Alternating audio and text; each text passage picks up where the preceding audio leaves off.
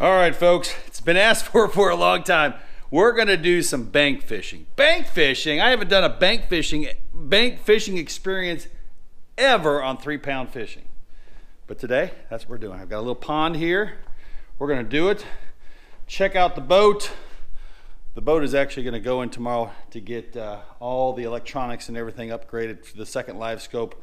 So excited about that. Got all the fishing rods out of there. Had a lot of guide trips. I appreciate it. Got a ton scheduled for this winter. It's gonna be a blast, but right now that boat's gotta go in, so I can't go out there and fish. So bank fishing, that's what we're gonna do. So I'm gonna use here, let me put you up here somewhere.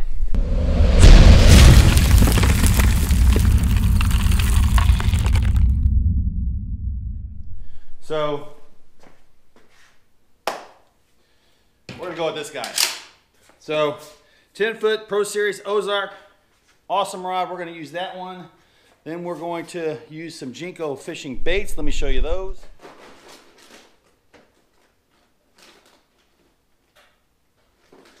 So the water that we're going to be fishing is kind of dingy, so I'm going to go with something a little loud. So this is the Sunburst color from Jinko Fishing. I actually have obviously a slasher head. It's a 1/16 ounce head. It's hot pink. So, woo, this is going to be fun today. It's going to be quick. I know the fish are biting in this lake. They're shallow, man. We're just gonna be able to pitch to them, but here we go. We're gonna put our tail on. There it is right there. So that's going to use 10 foot. We're just gonna try to pitch. We'll probably do some casting, that type of stuff. And yeah, let's get it on. So yeah, the guide trips are going awesome this year, man. We are hammering them. Doesn't get any better than that. So if you're interested in booking for the spring, even late winter, February, early March, fishing is going to be awesome. It has been nuts.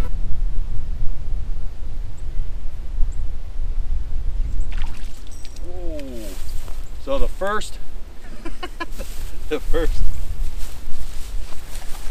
this should be good.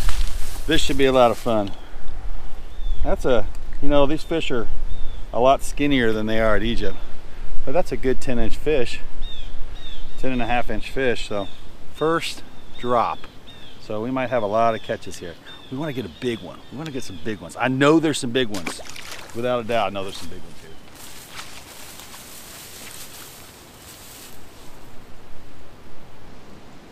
That 10-footer allows you to really swing it out far. Gets you into some spots that you normally wouldn't get to go in.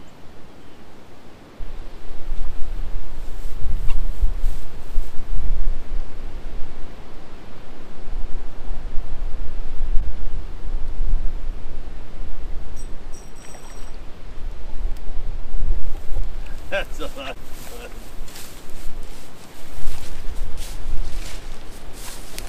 Again, not what we're looking for, but that's a lot of fun. That's another 10-inch fish. Man, they're aggressive. They slam onto it. That's cool. This is a private pond, if anybody's asking. It's just in our subdivision. Let them go. A lot of fun, though, I'll tell you. Bam.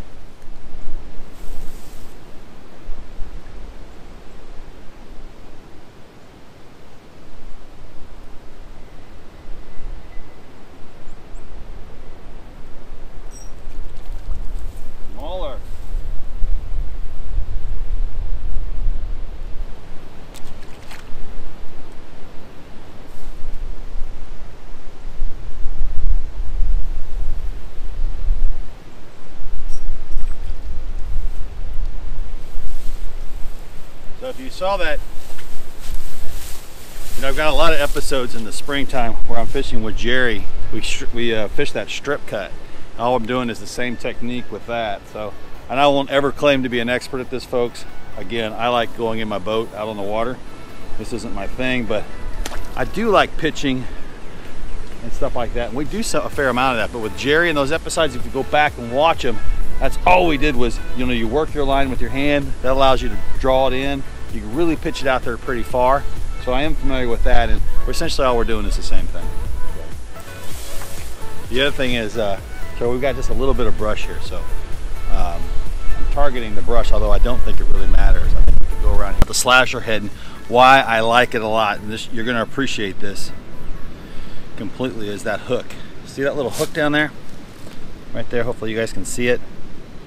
You can see that little hook, and what that hook does is it really bites into the plastic and you don't have all that sliding up and down. So if you were pitching with some of those like smooth style bump outs or whatever, I don't know what else you call them, you'd always have to reposition your bait every time you got a bite. So I'm telling you, I haven't had to touch it yet. That's what I love about the slasher heads, without a doubt, number one, in my opinion.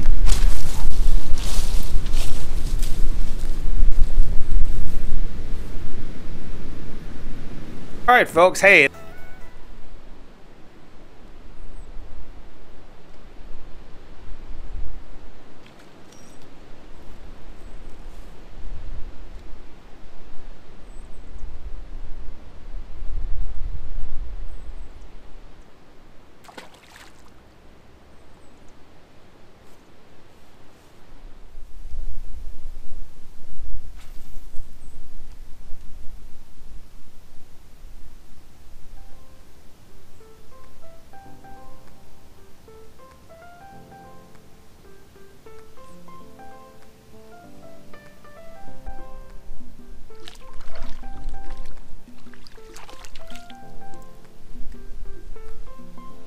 Another 10-incher, maybe smaller.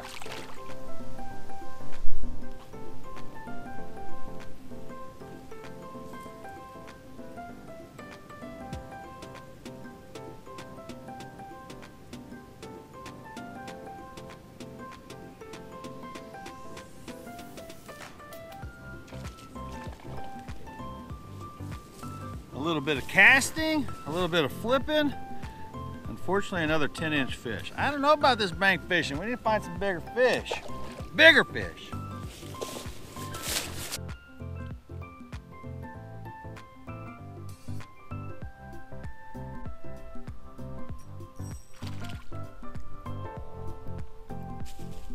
All right, I think what I'm gonna do is I'm gonna go get a head camera. I've seen the other YouTubers. Yes, I know who they are, that are bank fishermen. And I'm gonna put you on my chest or on my head. Also gonna change baits. Although I just caught probably about 15 on this one color, Sunburst from Jinko. I think I'm gonna switch it up, put different colors. Maybe even a tickle fry instead of a curly fry. That way I can drop it pretty quick. I think that might be a better bait. Well, what is that about? I switched to the 1/32 ounce head, just so everybody knows. You are currently on my head. But anyway, I went smaller. I thought the other one was dropping way too fast. These fish are shallow. We want this sucker to stay up there as much as possible. I also switched up to a tickle fry and a midnight chartreuse color from Jinko. I do like the high vis line. No matter what I do, I like high vis line. No brand in particular. Any high vis line will do. We started using a device to try to take the memory, the coils out of the line. So if you see my line, it's not really coiled up. I'm kind of really digging that.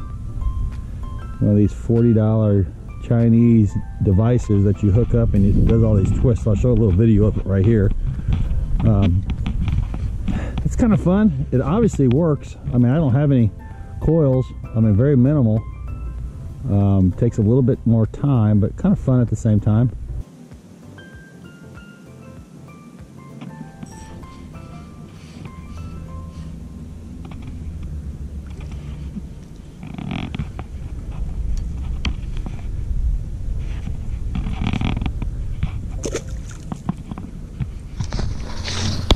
All right, well, let me show you some stuff that's going on with the boat. I want to show you these lights that are new. Got those installed last week. Pretty sweet. You can get these lights at brightled.com, I believe is the name of the company, but pretty sweet. Let me go show you around the boat what we're working on. And yeah, not big fish, but hey, we got some fish and that was fun. It was quick too, so that's really neat. A lot of fish, really quick. Just didn't happen to get the big one. Here we go. All right, so back from the pond. It was fun. Definitely going to do it again. It's kind of fun. You know, it's fun, but again, folks, I like fishing in a boat. So, but definitely we'll do it again. Let me share with what's going on here with the boat here. I got some special things to share with you. Put the power on here. Now what I did was I installed LED lights underneath the ridge here. So right underneath here, there's LED lights all the way around the boat now. And I put a switch underneath my dash. So hopefully you guys can see that.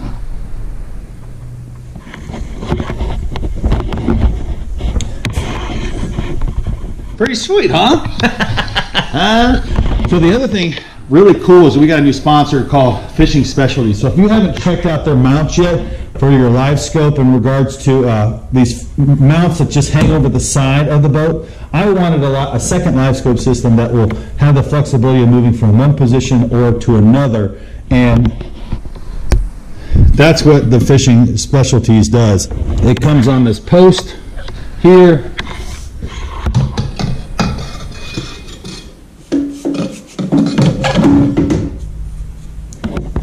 So it's like that, and then you can steer it like that. Really nice, you know? So I have another pedestal that's going to go right here, up there in the front, and it will hang over up here. So the idea is that when we are winter fishing and we're fishing off the back of the boat, guests, Marcus, whoever's in the back of the boat, can have a live scope system themselves. There'll be a monitor actually hooked up back here. So the monitor is actually going to be right here. And the people in the back of the boat can utilize their own live scope while I'm up there with live scope on the trolling motor. It is overkill, no doubt about it, totally overkill, but I do love live scope, so that's just kind of one of my things.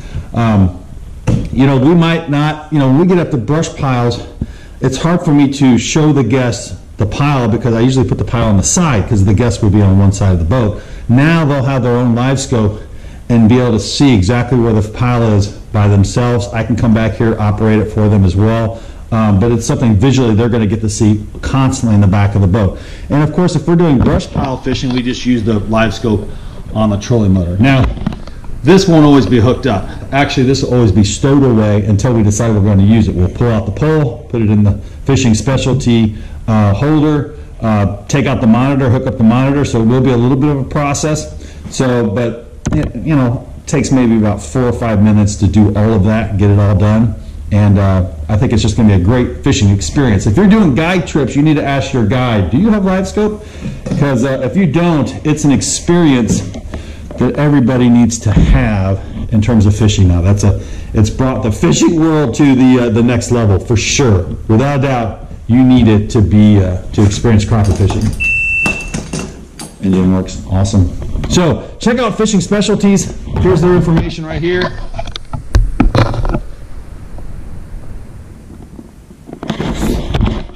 Great company, very friendly. I have full confidence in their product. And I'm going to have 2 of them on my boat. So, boom, there you go. Getting another battery put in. The live scope system is actually going to go in the battery compartment, the black box, so to speak.